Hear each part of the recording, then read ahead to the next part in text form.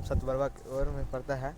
एक मलाई डैम छोटा सा ऐसा ही गाँव दिखाते हैं। देखिए छोटा सा डैम है जी, लोकेशन मार कर देखिए आप लोग, सतबरवा मलाई डैम। इसको इसे बोला जाता है कोठरिया डैम, मगर बस बने रहिए, दिखाते हैं वीडियो में लास्ट तक। मेरा डैम रहा ये,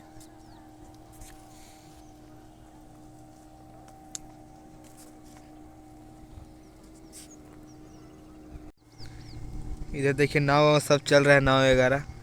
बहुत बड़ा सा डैम है इधर, इसको कोठरिया डैम में से बोला जाता है, पर भी जो भी बोलिए, मलाई डैम, कोठरिया डैम